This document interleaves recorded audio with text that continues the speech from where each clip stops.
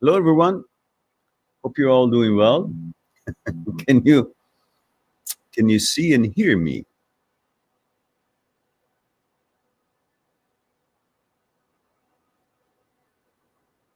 Don't all of you answer at the same time. Just one at a time, please.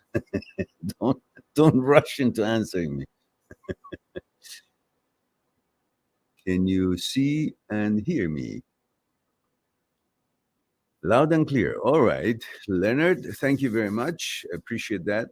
So let's see who's here. Let's say hello to everyone, and then I'll get to the first question. Aftar is here. Hello, Aftar. Aman. Hello, Aman. And from South Africa, we have Superstition. All right.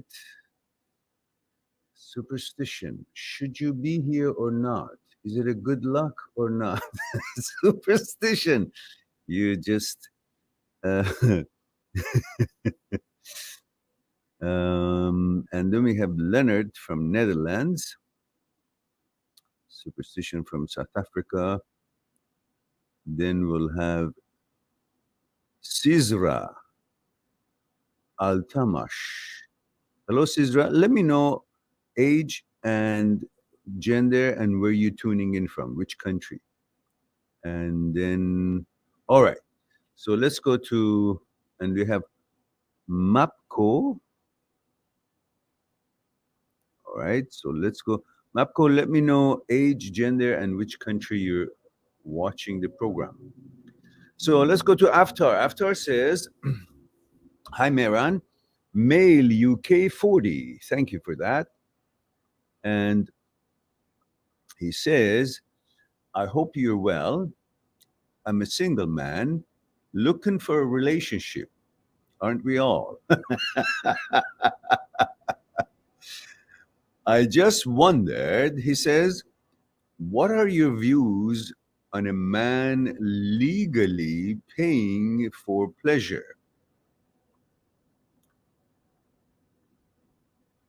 Is there any illegal way of paying for pleasure? We're all paying for pleasure one way or another, aren't we?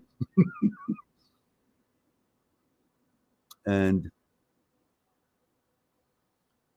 pleasure from a woman is something I miss and always been against paying for a short term fix as I feel it is wrong. But what are your views on this? Thank you. It's a very good question. I welcome the question and the discussion. There are many different angles that we can look at this. And I hope you all will have, whether you're a man or a woman here, won't be offended and would be open to ponder on the topic, as these are just how what we do here. We back and forth, bounce things around from each other, and come up with some kind of understanding. Each one of us may be differently, but that's the whole purpose of this thing here. So, in regards to what are views about paying for sex, companionship? Well, this has been a long kind of a tradition in history. Women were always been sought after. Sex has always been sought after because this is what we are. We human beings are programmed for sex according to what we are interested in and what our inclination is. But we are all seeking that pleasure, the ultimate pleasure of sex, and putting us in a place where um, you think of nothing else but the pleasure you're feeling. You feel you don't need anything and you have everything. That's the moment that is the ultimate satisfaction and ultimate state of being where psychological security is attained. You're not questioning or worrying about attaining any psychological security, physical security, um, attaining any echelon in life, any material ownership, nothing at that moment, nothing at all is important to have while you seek nothing, but you have everything. You feel you have everything. So that naturally has a certain kind of a price. The price that we've been seeking, that which includes the ultimate unattainable state of psychological security, what we at the time of sexual pleasure climax, we feel we have attained the unattainable. So psychologically, inwardly, we have a propensity toward seeking it, desiring it, aiming for it, wishing it to be end all be all. Naturally, we won't have a problem if we have to. That's the only way to pay for it. So these are pluses, some of the pluses. The negatives is that you're objectifying women. You move out of the sort of human feelings and humanity and the respect and the love and the emotions that you want that whole experience to include, but by paying for it, you're excluding your entitlement to that pleasure because you accept that I'm giving this money to receive the pleasure and I'm buying it and I don't expect anything else, meaning you allow yourself to be put outside of the equation in the eyes of the woman, that she's under no moral or any shape or form obligation of giving you any personal emotional, genuine care and attention and emotional involvement, which that plays in your psyche. Because while you pay for it and you get the pleasure, but you don't get the real attention and genuine interest of the woman, which makes you feel like shit afterwards. Like, not like shit, but makes you feel like, okay, I got the pleasure, but I don't feel loved. I don't feel important because she did that for money. But there's something more important, more valuable than the money that I give her, which is her voluntarily caring and having emotions towards me, toward my life, as a witness to my existence. This is one of the reasons that you want to have a girlfriend, a relationship. We are all very important to ourselves. Every human being is the most important person in his or her life. And for what we are here to do in this world, we're constantly seeking witness to our existence, to what we accomplish, what we go through, what we care about. And that witness is our girlfriend, is our woman. You won't have that when you pay for it, because the obligation to complete that transaction for her in that relationship is to give you physical sex. But when you are with a woman who voluntarily wants to be with you because she cares about, she has feelings about you, that becomes your witness. That pleases you, satisfies you, gives you that validation, gives you that importance, gives you that feeling of there is a loyalty here. And my loyalty to her and her loyalty to me is the reason for my happiness. If there is no loyalty, there is no happiness. And that's the whole basis of that relationship. Imagine when you have a child. It's a different tangent, but I want to deliver something. Imagine if you have a child.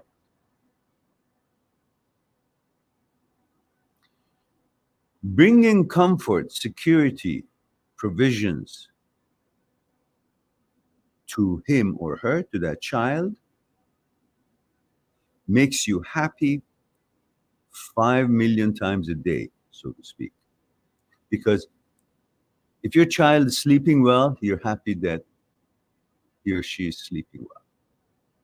Your child had his or her dinner or lunch or breakfast completely, you're happy because your child wanted water, you brought water.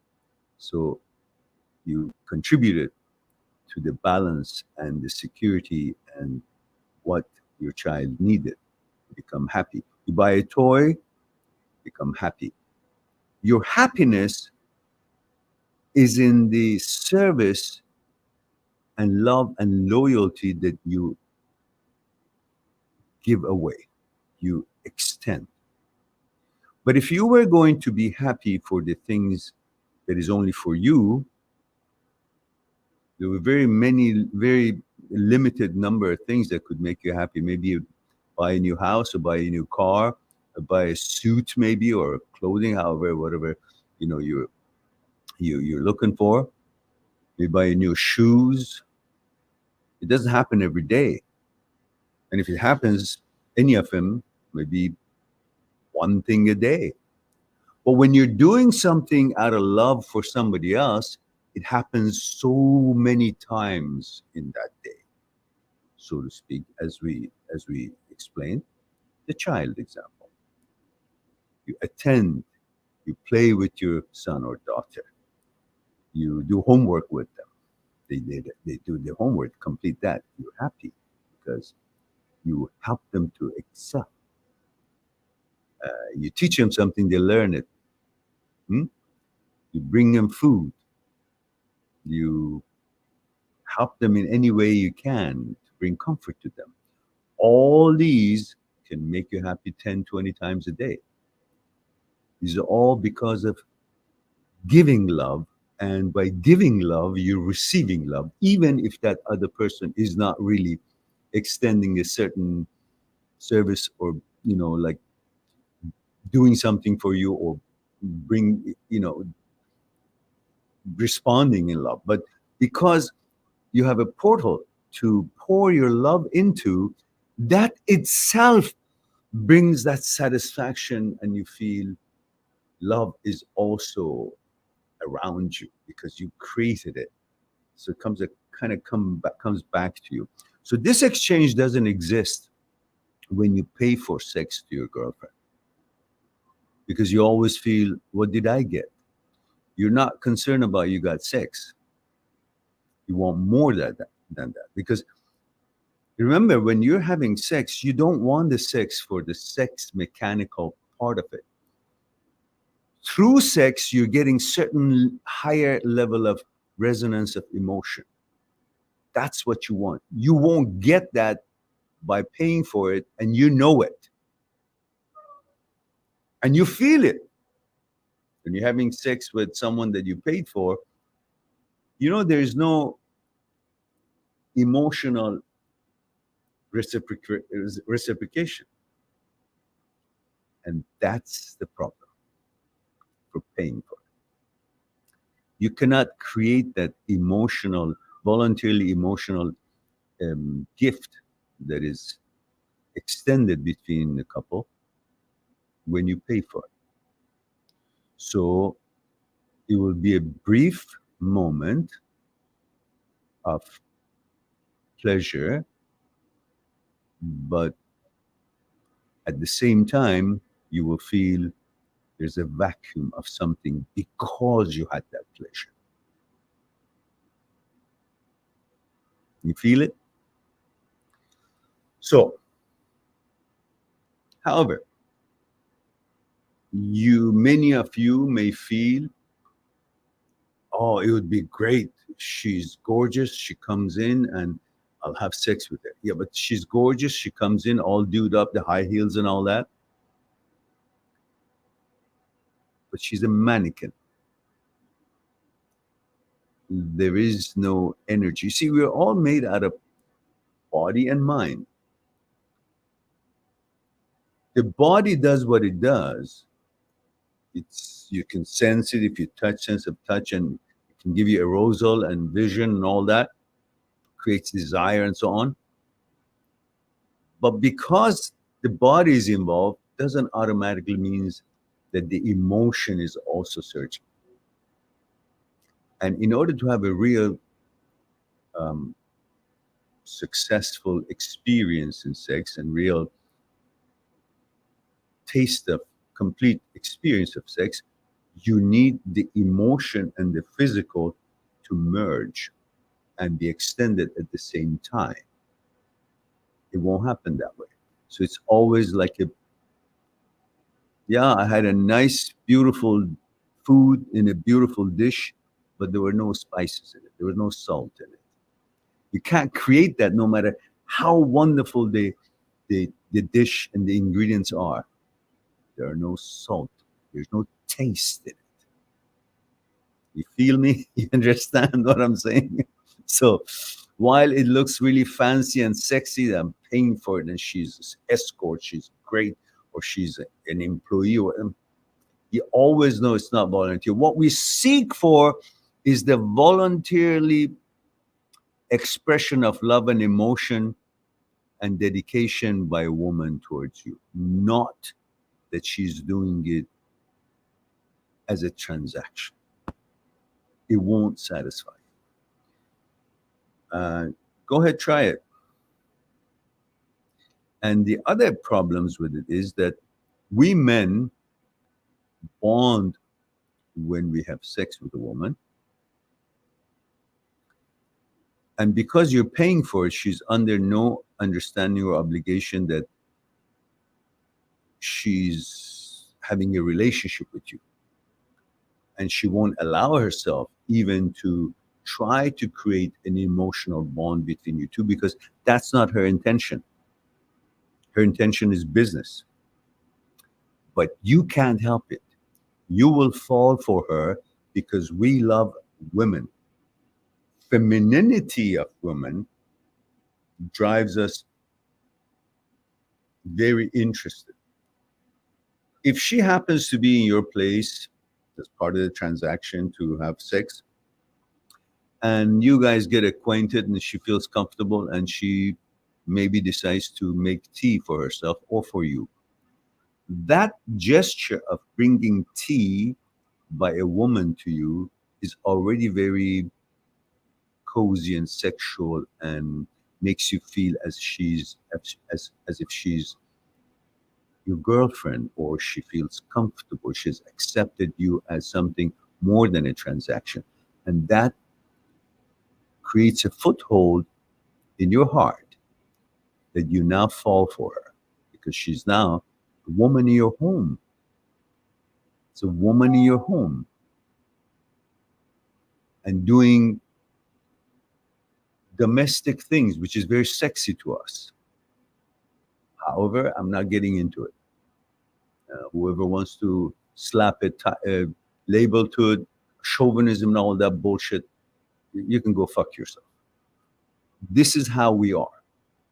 We like domesticated um, woman who does homey things. I guarantee you, you bring two girls look exactly the same, both hot. One of them cooks for you in the kitchen. The other one sits there, put her leg, crosses her legs, and doesn't give a shit. You will only fall for the one in the kitchen. You don't give a fuck about the other one, because it's all about care and emotion. And these little things of tea or the food that most women think, oh, it's so outdated. They don't understand their powers and their importance and what it means, but they translate it into, oh, I'm a feminist, I shouldn't be doing these. Who the fuck is going to do it then? Then when there is a need for throw the garbage out or change the pipe or change the tire of the car, then why should the man do it? So, well, why should I do it? She can do it. There are certain roles that we, by nature, are better to do or suits us the way tradition has been. You don't like it? Don't like it. But that's what it is in most cases and in most women. And the women who are really women and still love to be women and are feminine, they know their powers. They know how we cherish them. And they love to be that woman who cares for her man and cooks or does things that we don't know how to do. So it's a two-way street. But if they want to go on making a political statement, that relationship will never work. So a feminist can go and fuck themselves. That's as far as I'm concerned. You know, feminist with the connotation that they are presenting it, not as far as um, equality and opportunity and all that, because I'm all for it. Equality in pay, equality in opportunity, equality, all that, I'm all for it. But expecting to be a man and do what the man does, and you don't need a man, and hating man, and that's what the most feminists today are advocating, then fuck that analogy and ideology. It'll never work. That's why the whole world is in the shit that they are. Okay, listen, getting back to the topic. So you will fall for that woman, whether you want it or not, whether whatever you think, whatever your arrangement is. Once a woman is in your home and comes and goes and you have sex with her, as a man and the way you're programmed, you will, in your mind, feel responsible to love her, to protect her. And the rest of it will lead into falling for her, loving her, falling in love with her, wanting to be with her, and can't see her being approached by other men. And you want to bring betterment to her life. This is how we're built. We feel responsible. We want to protect women. And so, but she's not in the same, way of thinking. So you're going to get hurt. And then you're going to end, and if she's a sophisticated, scrupulous woman and devious in a way, she will take advantage of that vulnerability of you, vulnerability, vulnerability of yours. And maybe she will ask for more money, like, or in an indirect way. You will be ending up wanting to pay her more in order to get more of her attention because you're now in love. You forgot that it was all a business transaction. And then that becomes a problem because she's not going to want to be with you. That's her economic source. She'll never destroy that, become, your girlfriend and then get no money. She was there for money. That's her business. So I will feel, um, in reality, you will lose a lot more than you will gain. At the outset, you feel, okay, she was here. But then you'll always question, but she was here, but she wasn't really mine. Is she mine? Because when you are making love to a woman, you feel at that moment she belongs to you. But then when that moment finishes, and you want to feel that she does, and if she doesn't in her heart, it's not a great sex because she also feels that you belong to her. And if she thinks that you'll be having a separate life after this half an hour or 1 hour, it wouldn't set well with her. Same thing with you. Once that finishes, then you see, oh, it's not what I thought. Like she's not here, she's not mine. And then you crave for it. Then the anxiety and uncomfortable. So you're just creating whole load of shitload of problems for yourself. So having looked at some of the points, because these are not all the points, there's a lot more discussion into this, but in the short time that we have, I don't suggest it. Get your ass in gear and go find a real girlfriend. I know you have been disappointed before because maybe you've had girlfriends and they left, or for one reason or other they changed your mind. But that's women. Women do that, and you got to allow them to do it. You got to accept that, and don't take it to heart. You may have a moment or a few days or a few months of romance, and then for one reason or another, they may or you may change your mind, and that's okay. Cherish that time that it was good, and then let it go. The reason you want to go and hire a woman for this purpose is because you want permanence, you want continuity, and you want to create that by a transaction. Don't accept that the women are mostly, not all, mostly are not reliable in their hearts, in their mind, in their relationship, in their analyzation of what life is, and their capacity in dealing with challenges is different than yours. Between the two, it could be different, and therefore, one of you, or both of you, or in most cases, women, have a different tolerance and understanding and ability to negotiate the challenges in life, and therefore, they may change their mind, which is out of their fears, concerns, or other more convenient alternatives, um, opportunities would show up that it would be more to their convenience, and they could change your mind. You have to accept that that's okay. That's the beast you're dealing with. So don't expect for the one that is going to be all that you want it to be, and you can rely and reliable and faithful and all. They'll all be a one way for a few days or a few months, and then they can change too. And you should be okay with that because that's the kind of a creature we all are. And in this case, women, mostly women.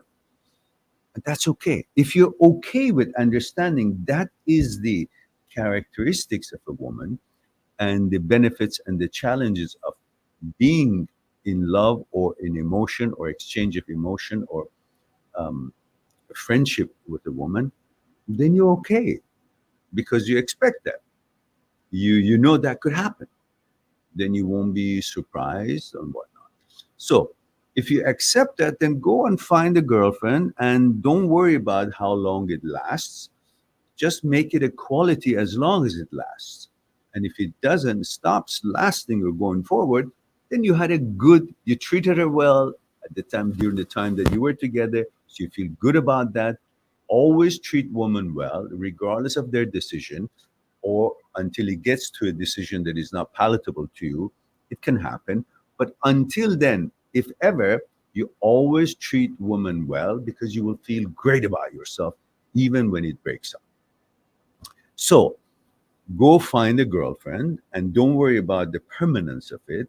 That's your motivation for wanting to hire someone. You think you'll be permanent. That has its own problems. Go find a girlfriend and see how it goes. A month, okay, didn't work out, next. If it worked out, great. And if it broke up, accept that. That's okay. Next, there's no shortage of woman.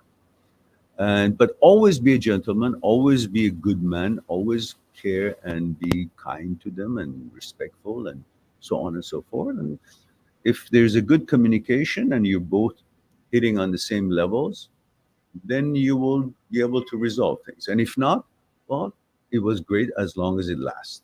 And you guys don't have the same kind of a mentality or approach to life, that's okay too. Wish her well and move on. All right. Having said all that, I hope that helps you out. Avatar. Aman says hi, 21 male India. Hello, Aman. The second thing is, what was the first thing?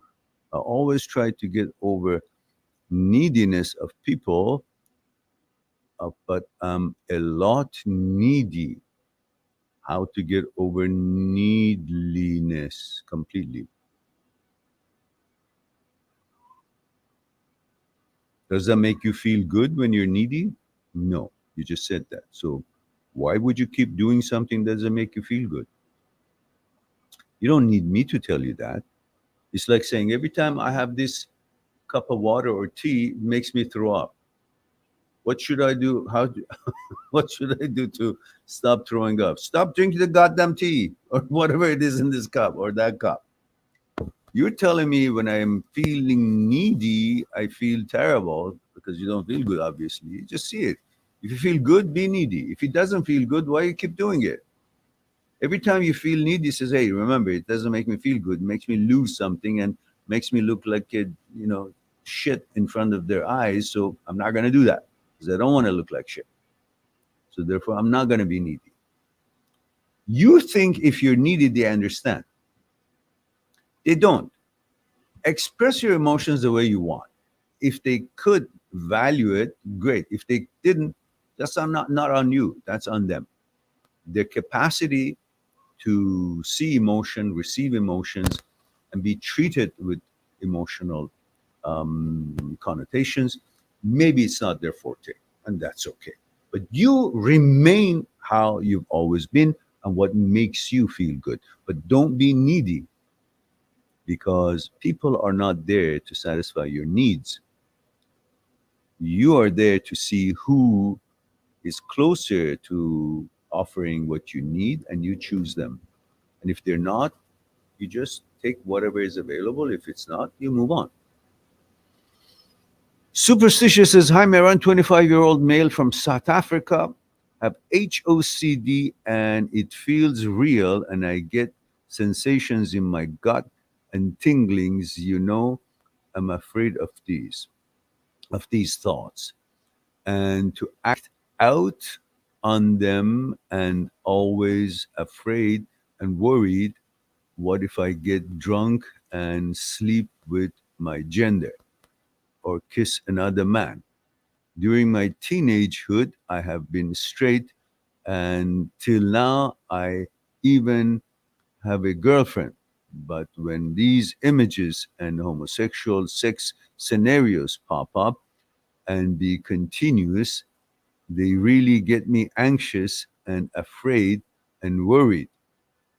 What can I do? And what is your advice? Please help.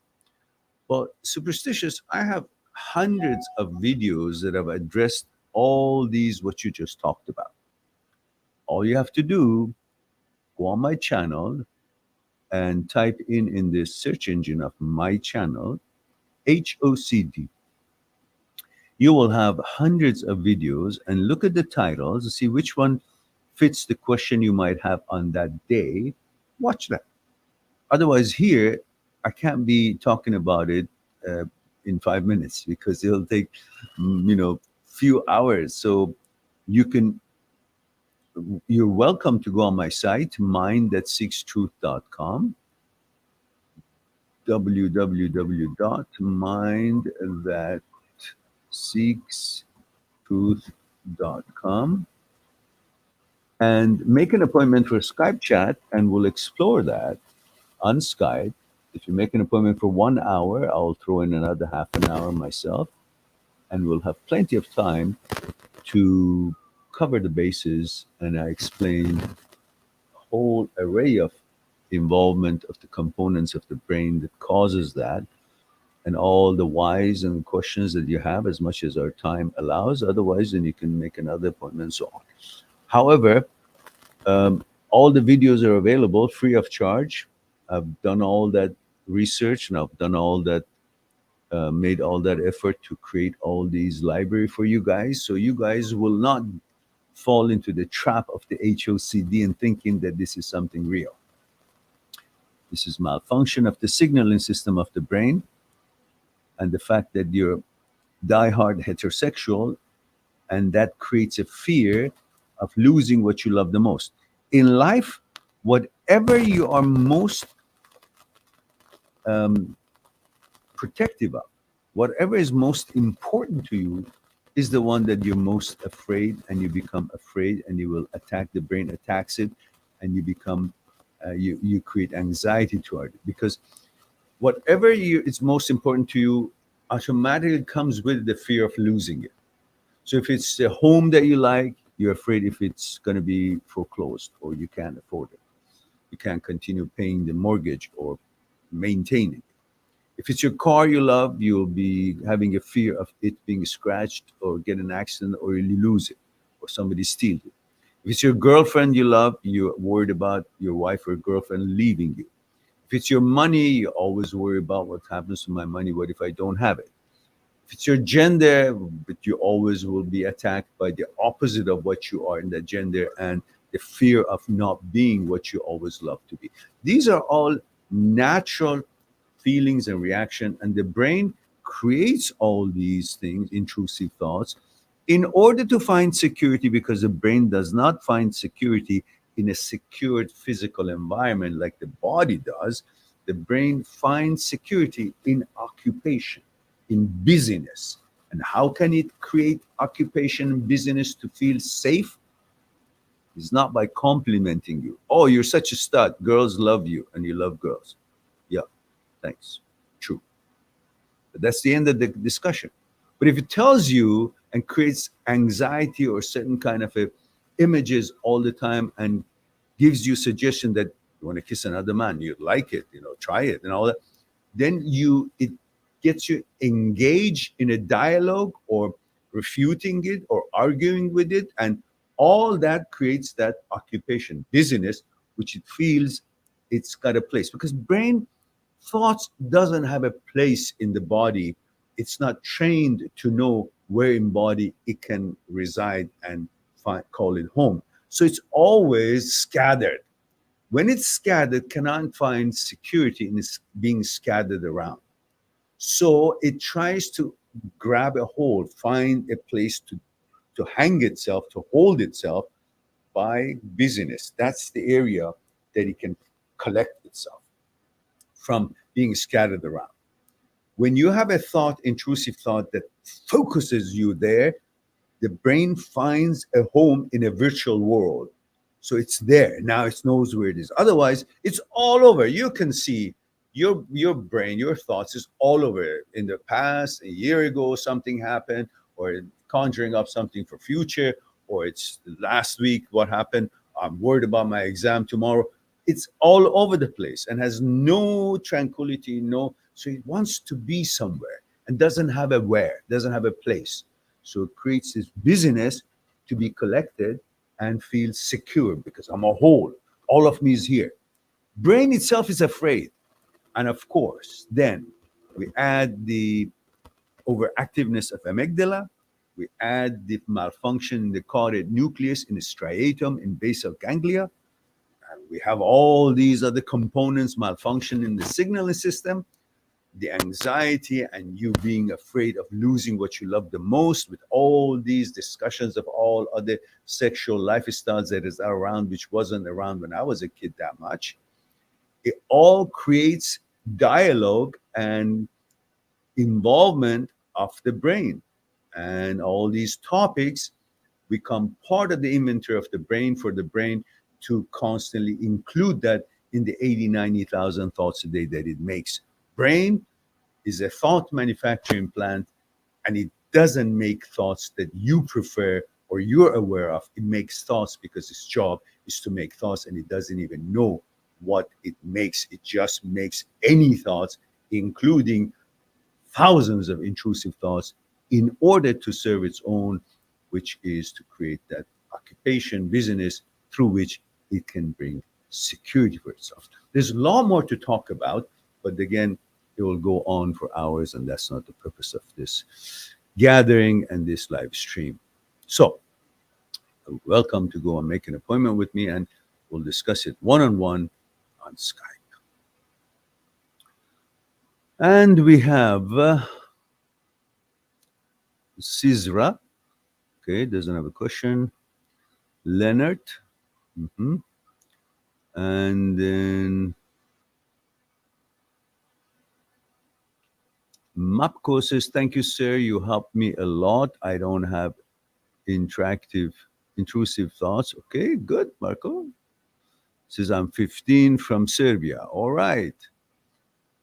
And anyhow, if you guys have any of those, intrusive thoughts, you can always go on the site and find the appropriate videos and then just watch one or two, and then if it goes away, goes away. If it comes back, you always know what it is, so you won't freak out anymore. David Smith, male 25, male 35, UK. Hello, David. Says, I threw my GF of 3 years out 2 weeks ago. What kind of a talking is that, David? Come on now. You don't throw a girlfriend out. You just say, look, I severed my relationship with her. That's fine. But there's no reason to kind of discuss about women like I threw her out. What for? Just say what you want to say. My personal view, so let me read the rest of it. It says, as I believe she was cheating on me, even though I should feel nothing for her, I'm still broken heart by it. Any advice? Yes, you are broken heart, and it's natural.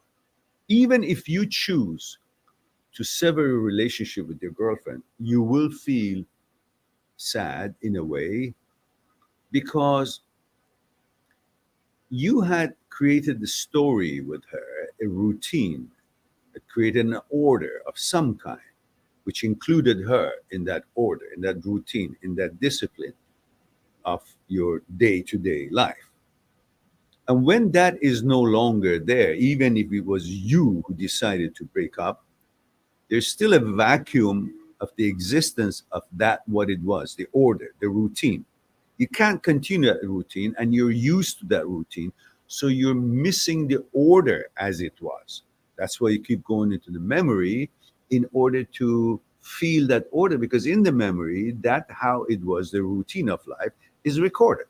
So you go into the memory, you find the recording of how your life was 2 weeks ago before you broke up, and the brain finds security in that order because order brings security to the brain. So that's why you keep going to the memory. And while you're in the memory, who do you meet? Her. She's also in the scenario. So when you're there and you see her, the prerequisites of creating desire is also recorded. There are certain steps that needs to be taken and be prepared before desire is born, and those steps that at one time already was met is also recorded. So when you see her in the memory, the prerequisites for desire to be born file also triggered, and they feel like as they are fulfilled, and then desire is born, so you desire her again. So the idea is not to go in the memory, because once you're in the memory, you see her, seeing her triggers the memory file about the prerequisites for the desire to be born, and the desire is born, and then you crave her. So the key is to create a condition that you won't have to go into the memory to find security through the order that is recorded in the memory. You create a new order by finding new hobbies, new things that you like to do. You change the rhythm of your day as it was to something new, and then that becomes the routine of your life through the mechanical process of the things that you do during the day creates a routine. The routine creates an order, and the new order is in the actuality of life, not in the virtuality. So you don't have to keep going to the virtuality, to the memory, to find that order for your brain, for your mind to feel safe and secure, because you have the order here and you're following that, and that order brings freedom from going to the memory, triggering the prerequisites of desire file, and then having the desire to be reborn, which puts you in trouble. All right, in a nutshell. And Sizra says, "Sir, my ex left me for a girl after." Sizra, why don't you tell me your age and your gender? And oh, here it is. Sizra Altamash, female, India, Calcutta. Okay, thank you very much. And age. What about your age, Sizra? It's okay. It's not going to go anywhere. Only millions of people will find out how old you are. Nobody can see it. All right, let's see. So Sizra says, my ex left me for a girl after 6 years of being together. That girl used to know about us dating. Even after asking both of them what is going on, they both used to lie to me. Okay. And the rest of it, Sizra, that's not on you, that's on them. They cheated, so why do you want to be with someone who cheated? Let him go and don't look back. And continue. I don't know how old you are, but find a good career, focus on that, keep yourself fit, go to the gym, exercise, good nutrition, and educate yourself in things that you like. Bring that confidence to yourself by knowledge, by accomplishment, as far as your fitness level, as far as your career is concerned, as far as your economic well-being is concerned. Make money for yourself, and you become independent, and you become stronger. Therefore, next time when you choose a man, you will choose it based on his qualifications, not your needs. And therefore, now this one you unwant him because it doesn't meet your your requested expectations. If the guy is a cheater, why would you want to be with someone who's a cheater? Just a scumbag. Let it go. Let him go. So there's nothing wrong with you. It's something wrong with them because they're the ones who are doing what they're doing. That doesn't mean you lost. It means that that's their caliber. That's their character. And that character is no different than, dog shit in the street. So why would you feel you're missing anything? You're missing what you should be missing, which is an idiot in your life who did not have the moral compass right. And why would you want to have any such person in your life? Good riddance. Let him go with some other girl. You find yourself another guy. And mind that seeks merit.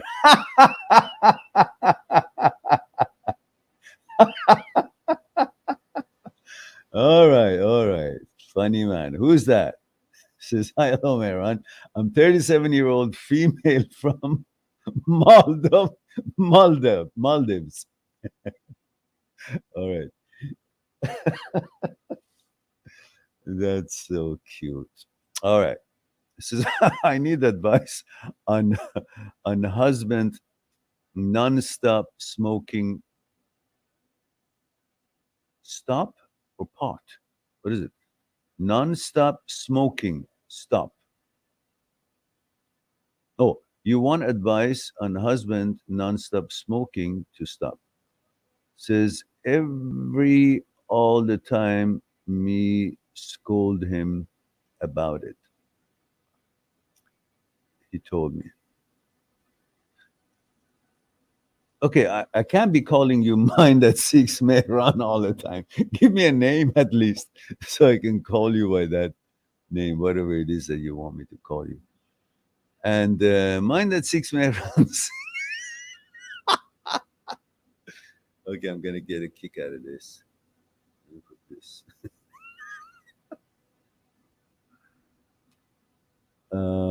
It says,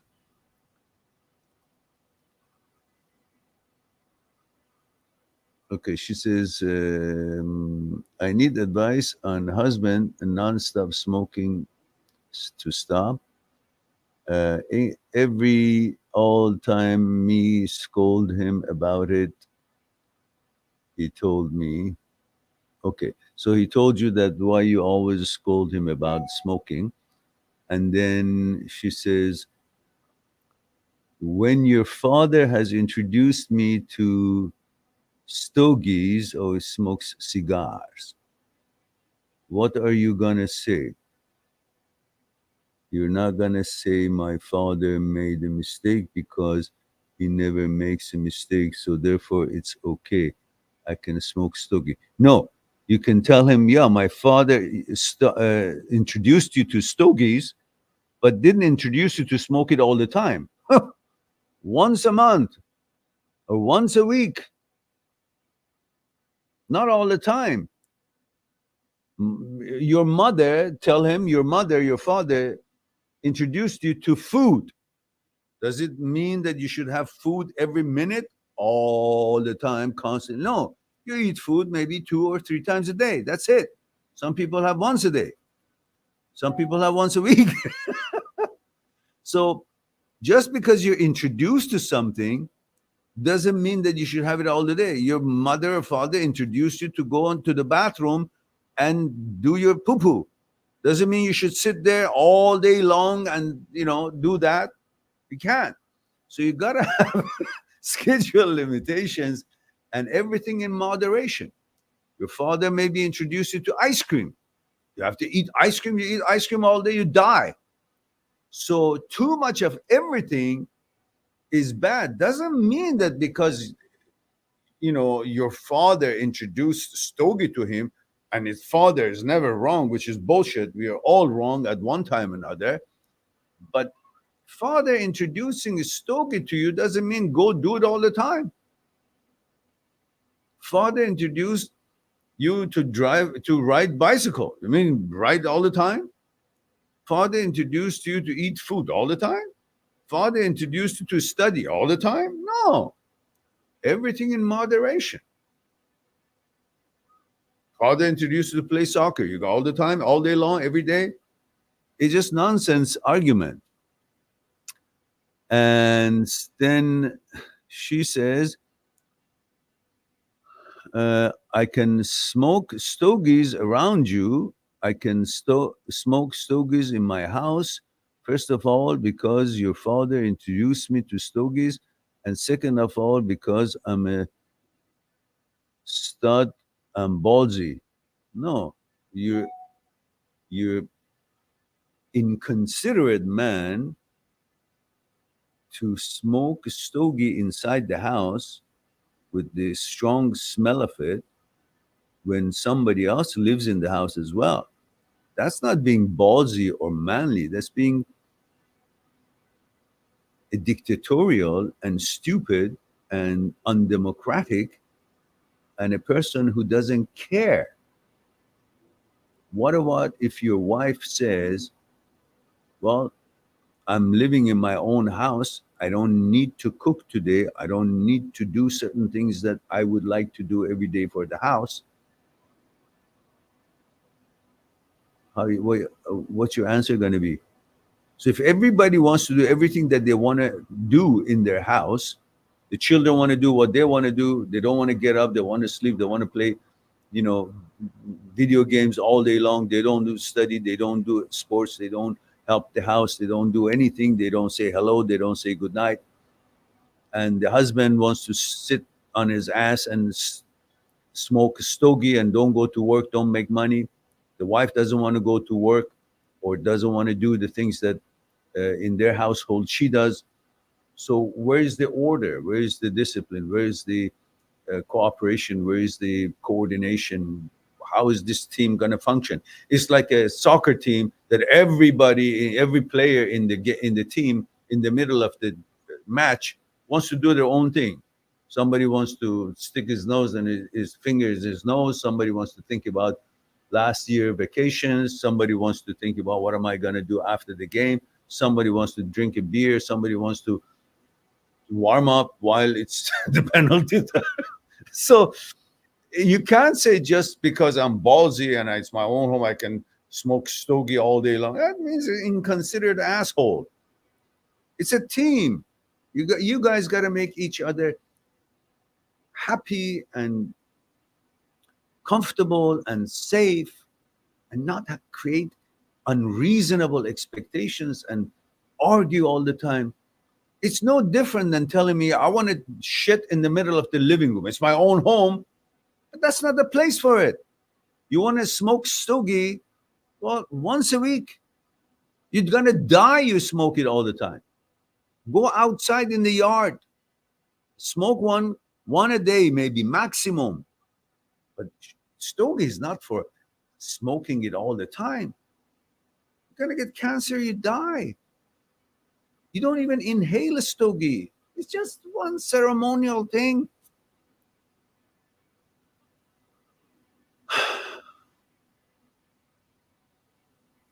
To be a man is not to have a dick or have a ball or to push and dictate to other people.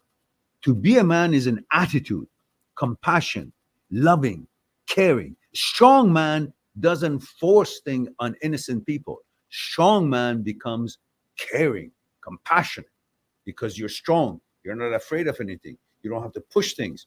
You don't need things. But you want to push your will on your family? That's not the strength. That's not manly. That's being a coward, because you're pushing and forcing people to endure what they don't want to endure. That's no different than a dictator, than a torturer, than someone who doesn't give a shit about other human beings. That's not manly. All right. Princeton says, look out. It's not a bird. It's not a plane. It's Mehran, man. Cue Star Wars music. Oh, yeah. um, thank you, Princeton. Good to see you here. Avatar says, thanks for your help and advice, Mehran. Much appreciated. You're quite welcome. And Leonard Shepers says, hi, Mehran. I think you missed my question. It's one of the first. Really, is it? Where is it? I only have loud. Oh, Leonard, here it is. Oh, sorry about that. Yeah, what happened? I think when I jumped from your question was between the first part of superstition question and third and second part of it, and I jumped over to the second part to read, and I forgot yours. Apologies. Leonard Sheepers, am I butchering your name? Says, hi, 26 male, the Netherlands. How do you keep a relationship passionate? Good question. I feel like after some time, my relationship tends to get boring. And any tips how to keep things fun and not fall into a routine? Well, to keep a relationship passionate is not a one sided job. It's an opportunity for both to cooperate on their own ways and unique ways to come up with ideas that would seem interesting. But the idea that you have to entertain her all the time in order to keep her interested in you is bogus, because you can't keep that up for, you know, a long period of time. It is unnatural to have to feel that I have to keep her interest in me by doing all kind of new and exciting things. You're not a entertainment center. You're not Las Vegas to have shows all the time. Initially, two people will always try to be at their best and create excitement and express their emotions, but eventually that emotion will become balanced and not heightened as it was at the beginning stages of the relationship. And then they fall into a certain kind of a responsibilities and roles as they understand, while they attend to their own duties and responsibilities and plans to accomplish what they set out to accomplish every day of their lives towards their goals, achieving their goals. But then they will have this understanding that they each are responsible for certain things, and they would allocate times to have certain kind of activities together. And those activities is voluntarily, you find them, you talk about it, both of you like it, you do it. But those activities in a relationship, the fun activities in a relationship, should not be the only thing that is responsible to keep the relationship together. To keep the relationship together, you should have created the reason for yourself why you want to be with this person. And if those reasons still are true, are held true according to you and him, your partner, both have agreed to certain responsibilities and certain commitment, and you extend that commitment, and then it is your wish to be together rather than it is the amount of fun and activities that we have which will dictate and regulate if we want to be together or not. If that's the case, go to a circus, because there are different acts and you'll be entertained all the time. But even a circus, when it finishes the routine, you get up and go because it's ended. So what are you going to do? Come back to the circus, do the same things to be happy? No.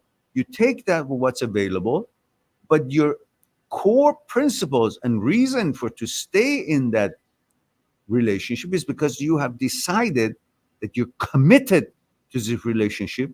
Because every other relationship that you go out, if you guys are compatible, every other relationship that you go out is going to have the same challenges. So leaving a relationship because it became boring doesn't mean that you go to another relationship, it will never become boring. It will always can become boring. But when you commit yourself to the relationship, you will bypass the boring part and say, well, okay, boring, so boring. What does that mean? It means, okay, we'll each individually try to find something that would keep us occupied or interested, or together we find things that we could schedule during the week, 1 or 2 times a week. We would have some fun stuff to do, and we'll find new things for that. But that fun stuff would not be the foundation and the glue that is going to hold our relationship together. What's going to hold our relationship together is going through challenges of life together, because wherever I go, there's going to be challenges of life. So we coordinate so we can face the challenge of life together. We bond on consciousness level. We found our compatibilities. And what holds it all together is the commitment that we claim and we command ourselves that I want to be committed to this relationship.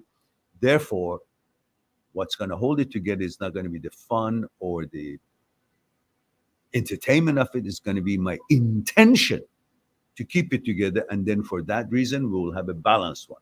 Our duties, our responsibilities, jobs, schooling, whatever it is that we're doing, and the fun parts have its own place. But I can't count on the fact that I should always come up with something fun in order to keep her happy, or she comes with something fun to keep me interested. No, I got to be interested because I'm interested in building this relationship together and facing the world and these challenges in this journey of life together. That's the reason I'm with her. Otherwise, being boring is not because of her or me. Boring is part of any relationship. You go wherever you go, you can get bored. But why should you get bored when you're into life and building and dealing with challenges and so on, and finding a way how to communicate together and how to face challenges together? That itself can never let it be boring, because you're trying to establish, accomplish, build something, rather than I'm here just to see how entertained I am. And if I'm going to get bored, that means it's time to change. That's bullshit. Everything can get boring, but why do you focus on getting bored or being entertained?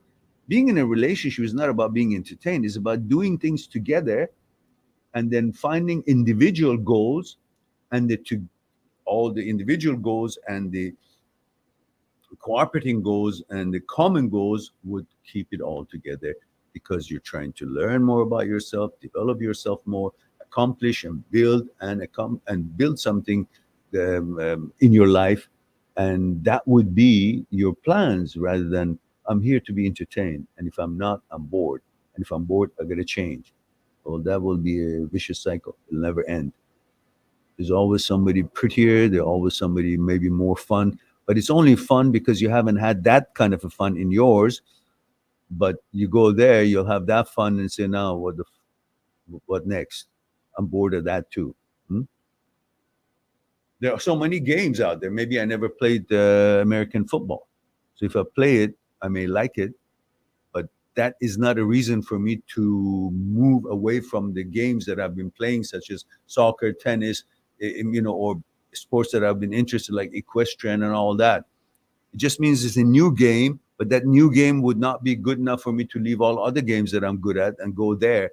Once I'm there, the same thing can happen to me. I can get bored of that because I've had enough of that. Then what? Another one, another one, another one, another one. I can understand that you guys, some of you want to change your relationships because you think it's the person that you got bored. No, it's lack of having personal agendas and personal goals and personal tasks and accomplishments and development that makes you bored. That not being bored is not responsibility of the other one or the relationship. Not being bored is a responsibility of your inward search and inward development and your personal planning for your life, what you want to accomplish. That's what you should be focusing on for not being bored. Not being bored.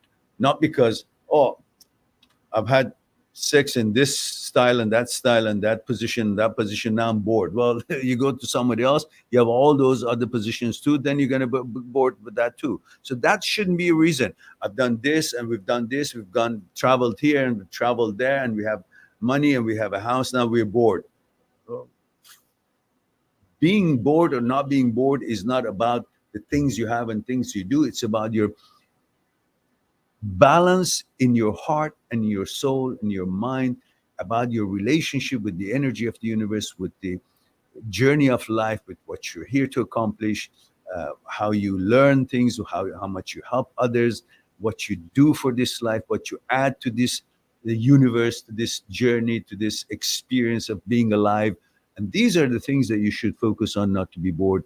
Not just your relationship. Your relationship is one of the things that actually takes gives you an excitement about life, not to focus on that this relationship is gonna make me like life or not, if I'm going to be bored or not. It's all responsibility of this relationship. No, the relationship itself is one of the components that is not going to make your life boring.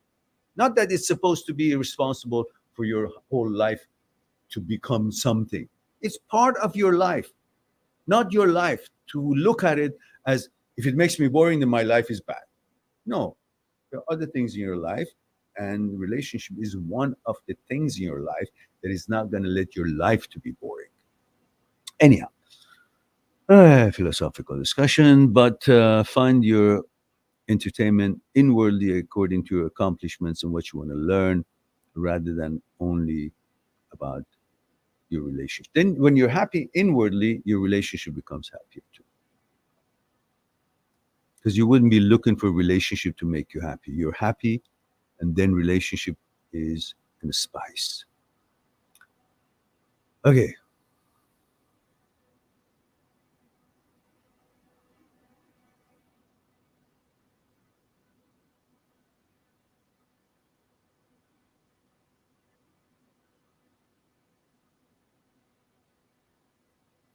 All right, let's go back to where we were. And we have Sizra that says, I'm 21. Thank you for that. And AA says, Hi, Meran, 19, Lebanon. Oh, ahlan wa sahlan. Says, going through HOCD, and only one thing is holding me back. One guy many years ago, I had a friend older than me, and I was afraid back then that I liked him. So I told mom. She disregarded it, and the fear went away.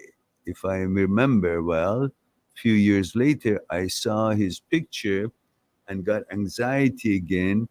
And now, again, after a few years, I have HOCD, and the thought that I could have liked a guy is keeping me from healing.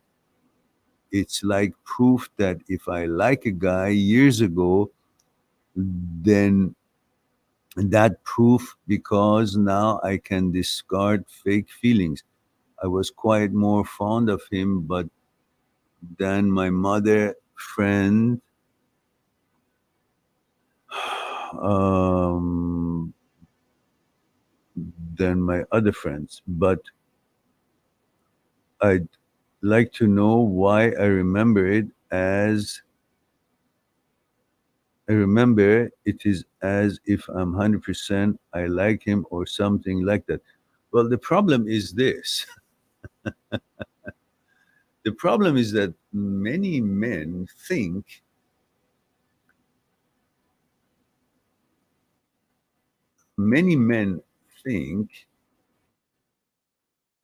that recognizing or liking another friend when you're a kid or when you're an adult, recognizing their good looks or recognizing an emotional kindness and feeling safe with that person, it means homosexuality.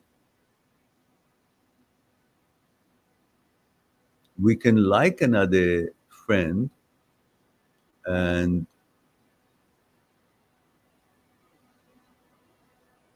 we can like another friend,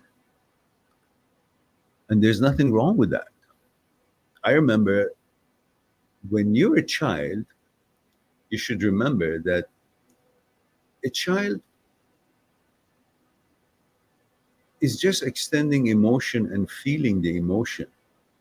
It's not focused on the gender of the person at the time because it is not differentiating it as a sexual feeling or feeling. It's just a feeling. When you are adult, you give label to that feeling when you felt when you were a child. And then it freaks you out as because you gave it a label. But when you're a child or even adult, you feel good about someone, it's an emotion. But you label it as homosexual, then you freak out. It has nothing to do with labeling it. It's a human emotion that you like someone. But nowadays, anytime you like the same gender, it's supposed to translate into homosexual, sexual feeling. No, not at all. And when you were a child, you liked this friend, it's very natural and normal. When I was a kid, I had this friend which I belonged to, my father belonged to a country club, and we would go there for horseback riding or tennis or whatever, pool and stuff. And I was a kid, and this was another kid, and I liked him, and he liked me, but there was no label. We didn't interpret or label it as anything other than the fact that two people like each other. But these days, you give label to an emotion, and then you associate that emotion to the label, but that emotion is independent, that you liked another kid and you were friend with. Now, any friendship is supposed to have a label. That is what misleads your brain to go into different tangents about sexuality rather than I was an emotion. I like this friend, and that's it. It doesn't have to have a connotation for that emotion. But when you give it a connotation and translation or interpretation of that emotion according to certain labels and topics of the discussion of the day, then it becomes all messed up. There's nothing wrong with liking another guy, especially when you're a child, when you're a younger age. You have no understanding. You react to emotion, but it doesn't mean you want to do anything sexual to that person, but you feel the attraction, and that's good. There's nothing wrong with it. When you grow up, then you can put the uh, understanding of what this emotion is for. When you're a child, you don't need to do that. You don't understand there are different, uh, all different kinds of emotions. You just have an emotion, but later on, when you grow up, you put that emotion when you were a kid and had no label and no specific purpose to it into a category that the adults are constantly talking about it, about inclination and so on. And then you get confused. Oh, did I then like that friend because of homosexuality? No, you liked the kid. You were a kid. You liked another kid. And that's all there is. You wanted to play with him. It was your favorite friend, or some kind of a emotion that made you feel good. You had no other understanding about that emotion could have any other connotation or meaning for you. You just liked another person. So what's there?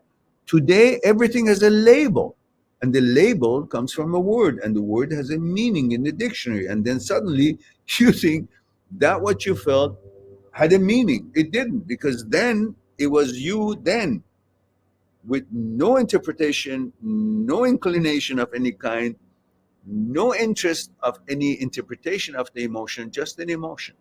Now you add all these interpretations to it, and then you conclude that then had a meaning of that now is being slapped onto it.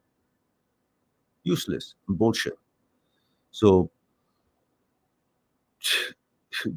don't even entertain such things, because when we're young and child, we all want attention and emotion and feel secure. And emotion is one thing that makes you feel secure. That emotion could come from a friend, it could come from a toy, it could come from, I don't know, some sports. You feel that somebody accepted you and you feel secure because somebody likes you. You want to be liked at all ages, especially when you're younger. And when you like another kid and that kid also likes you feel good about it. But that has no other interpretation. It doesn't need to have any label. That's the emotion that we human beings are all about. Later on, when we grow up, we translate into, oh, sexuality. Oh, bullshit. That's why people, then their brain goes into tangents of conclusions and interpretations, and that leads to another topic of discussion that is going around the world, and then brings about things that was not the intention, was not in the picture. It was just an emotion, and you liked some other guy. Perfectly fine. Nothing has to. There's nothing has to be interpreted or bestowed upon it as the meaning of that emotion. Emotion, no label to it. And usually, whenever you are who you are and something that you're interested, you want to protect it. And when you want to protect it, always intrusive thoughts, opposite of what you are, comes into, because you're trying to protect it. So the dangers to that state will be the top, it would be the quality of the intrusive thoughts. If you are commissioned to protect a mansion, you're the security head, head of the security for protecting that mansion. What comes to your mind all day long when you're protecting the mansion? In order to protect the mansion all day long, all the possible hazards and dangers and attacks will come to your mind. Why? Because that's how you can protect it. You want to protect the mansion, so you're constantly thinking, what about if they come from that corner? What about if they climb that wall? What about if they come down with the helicopter? What about if they break that window there? What about if you're constantly thinking about these non-happening things, because your brain is involved into protecting that. So when you are so diehard heterosexual, you love the way you are, you're constantly afraid and trying, and brain is bringing up danger signals for you to be prepared. So constantly tells you, you kiss that man, you want to kiss that man. These are all because you don't. You never see HOCD attack you according to your gender. It's always opposite of what you are. In other words, if you were born in an island that you never knew what your gender is, you'd never had any other human being around to know what genders are. If intrusive thoughts hits you, then you exactly know what your gender is, because that would be opposite of what intrusive thoughts are suggesting. Because HOCD never hits you with the same gender that you are. It hits you opposite of what you are. So every time HOCD comes to you and it's opposite of what your inclination is, has always been, your interest is, you damn well know that you are what you've always been, because it is telling you that you are the opposite of what HOCD suggests. That's the way HOCD works. Because it's trying to create a certain kind of a business and occupation in the brain, a dialogue and debate, in order to create business and occupation to feel secure. That's what the brain does. It's not that you are what it suggests. It's suggesting something that you're not, so it can engage you in defying, arguing, fighting. So it creates that activity, and it feels secure in the activity, in the fight. There's a lot more to it, but I think that's the time we have for now.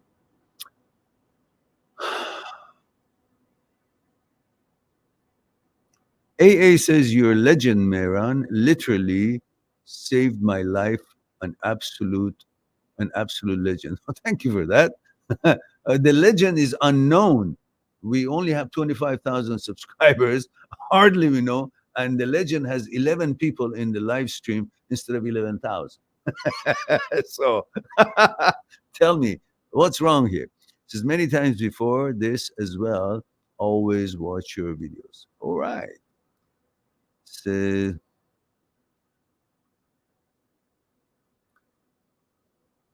and AA says, though we weren't that close, but I 100% understand what you mean. Thank you. You're quite welcome.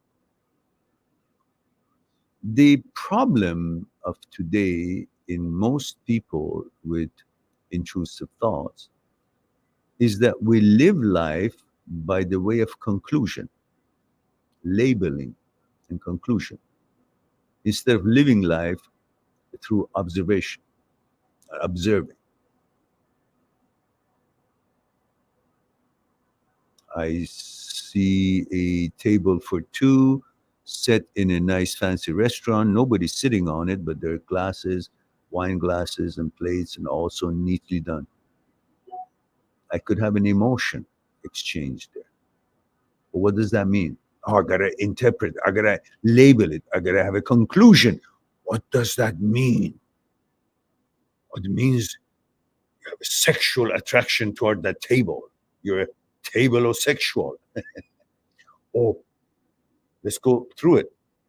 What about if I like that table because I imagined it's a table set for two men? instead of one man and one woman. You can come up with all kind of shit and then start labeling that emotion that was just about a nice table, romantic setting. I have an emotion to it. That's it. But then the brain goes into, what if you thought of two men having dates there? Fucking never even come to my mind. But now the brain is running.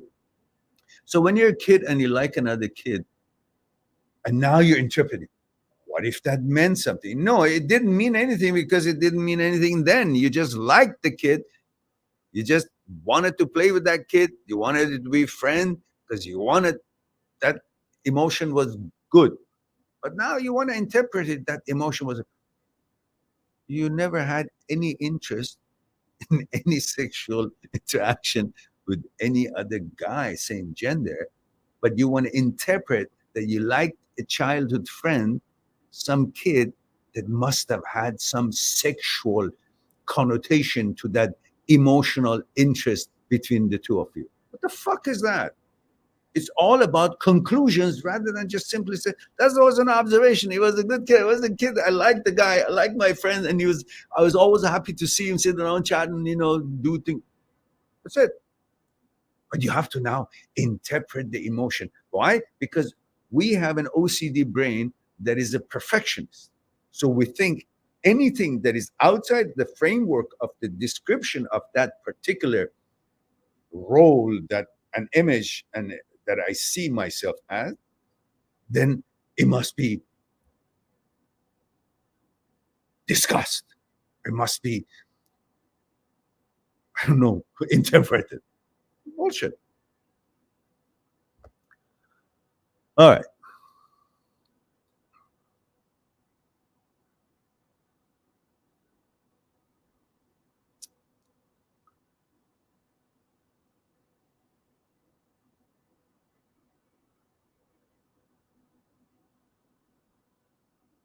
Aman says, why there always girls come into my life who try to break my self-esteem?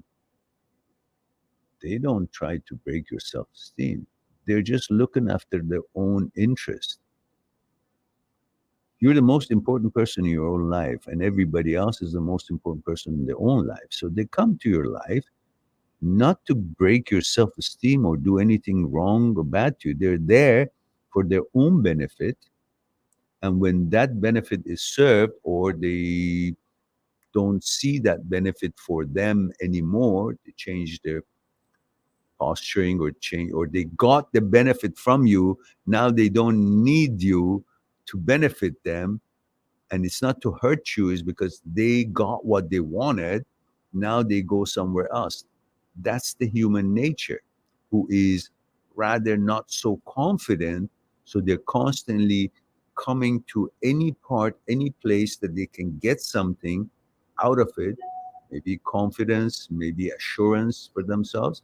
And when they get that, then there is no more purpose for that staying there. Then they go somewhere else because they're constantly in need of that assurance or confidence. But they got it what was available here.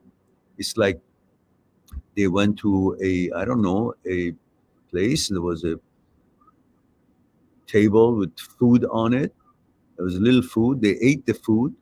There's no more food on that plate, but they still want food. So they leave that table. Doesn't mean that they want to hurt the table or they're disrespecting the table or the food that they had. It's just that there's no more that they can get from that kind of a food that was available on that table. So they now, to get fuller, they go somewhere else to find another piece of food because they're constantly in need of eating. Hmm? Eating disorder. Some people have need of assurances and therefore and confidence, and they can't generate that within themselves. So they come to some situation and they feel good. And then again, because it's not inwardly, they now need to have another source to make them feel good through another kind of assurances. So they move to another person, another table, another situation. But that is not to hurt you, it's their need. So when a girl leaves you, you should always consider that that's her shortcoming from knowing what she's after. Because once she gets what she wants, no longer she's feeling confident because she was able to get what she wants. She only feels confident as long as she's in pursuit of getting what she wants. But once she gets what she wants, she doesn't feel confident anymore because the pursuit is ended. And her confidence comes from not being sure of herself and not being assured or being given what she's in pursuit of. So she constantly goes somewhere else that is not being accepted and hopes for them to accept her. She does things for them, she feels good, then she moves on. That's a disorder, or a certain kind of a lack of inwardly confidence that makes people to have a short-lived relationships when they have already um, selected that relationship to be the one for them. But then once they get that assurance from that relationship, then they have a need to move on to get assurance from other people that they haven't gotten assurance from. In other words, they haven't seen them to pay attention to them. They want that to feel good about themselves. That's not your fault. That's not your responsibility. So that's perfectly fine. Let them go and search for what they're looking for because that's how they can. It's like a chain smoker. One smoke is not enough. Another one. Got to have that there because it doesn't understand. It's not good for it to smoke. Anyhow, that's that's getting out of the frame of our discussion. Now,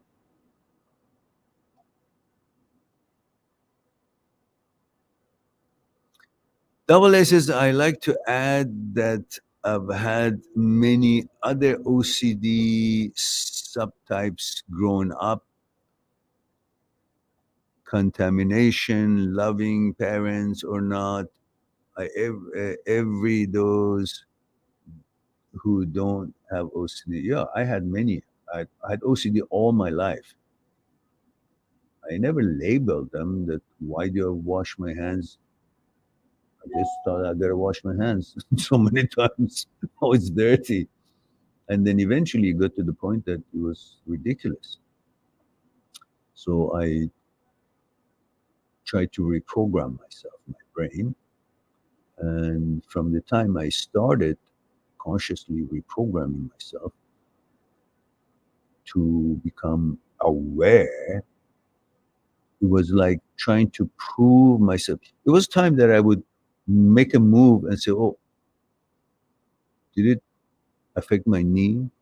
Did it affect my back? Or did I bend wrongly? So I would redo the movement and then analyze. Eventually, I got to the point that I said, look, you reprogram your understanding of what moves are correct and it does not hurt you. So all this garbage that you're trying to constantly investigate and find after you make a move, because why? Because I wanted to be perfect. I loved to be strong and I wanted to be always in shape so I could attend to my responsibilities, take care of my offspring, take care of my son, and be there for him. So I was always afraid of not being perfectly capable and strong to protect and take care of my responsibilities, which included my life, my son, and so on and so forth. These are all conditions of like harm OCD, responsibility OCD, and all these are different kind of OCD. And until the time that it dawned on me that this is just fucked up. So I started reprogramming my brain in detail, trying to show it and teach it all the movements that are good for it. It took me about 2 years, but then I was away from it, free from it, didn't give a shit. Something had interfered with the natural programming of safety and knowledge of the brain, that all these range of motions that the body can do are automatically safe. Otherwise, the body wouldn't do it. But I would make a mistake thinking that my body could actually bend the knee or bend the back or do something that it could automatically, without any strain, damage it. So constantly trying to make sure that it wasn't harmful that moment, until I decided I need to teach the brain all the information that it naturally by default had at one time or should have had, which something interrupts its knowledge of everything is safe. So I had to teach it all these movements that you are worried about are safe. It took me 2 years to do it because there's so many nonsense. Not that there were so many different movements, it was just the idea that a natural movement could cause something that is not possible for it to cause. But my brain would constantly give me non-existence, non-existent emotional danger messages. In other words, maybe somehow in some other life, I was a warrior or a general in some army, that I was always in battle, scared of being attacked constantly, trying to defend myself. And my amygdala was overactive, constantly bringing danger to watch for, responsibility, harming, making sure everything is perfect, everything is safe, all that, checking the oven, checking the door, washing hands. All these, I decided I need to deal with it head on. So I did. So these are all glitches of the signaling system of the brain. Nothing wrong with you. But I never had a label for it when I was growing up for it. So I dealt with it without thinking of it being a condition until I got older and said, oh, this is ridiculous. Did I move my feet this way? Did it hurt my ankle? Was that a bad move for my knee? Did it bend awkwardly? All that I had to deal with. So OCD, as French call it, is a doubting disease. You doubt yourself. Otherwise, there's nothing wrong with you, nothing wrong with your body, nothing wrong with anything. So reprogramming and understanding. Well, of course, later on, I got my research and then I understood. I got rid of it before any research, before really knowing what the hell I was doing and what this whole thing was all about. I just got rid of it by my own logic. But there's so much information available that later on I researched it and then I learned far more and greater things. And so here it is. You can all relax. It's all of it bullshit. And AA says, thanks, Mehran. Truly, we'll be back next week as every week. All right, dear. And Aman says, giving meaning, if I want to be normal as man, as I always was, I have no problem. And I don't value this thing this much. Okay, good. All right. Guys, it's been 1 hour and 44 minutes, and I think we have answered all questions. And I thank you very much for being here. It's time for me to say, please promote the channel if you like. Choose the video that you like and share it on your social media, and help this channel to grow so we can reach more people and help more people. In the meantime, I'd like to say I love you all. Thank you very much for being here, giving me the opportunity to share a thing or two with you. I look forward to our next live stream. In the meantime, be good to yourself and to the others. I'll talk to you soon. Bye for now. Subscribe on my channel, visit my channel, and go through the videos that you might be interested in. Mind@seekstruth.com, making it one step away to talk to me one-on-one on Skype and discuss what's concerning you. I'll talk to you soon.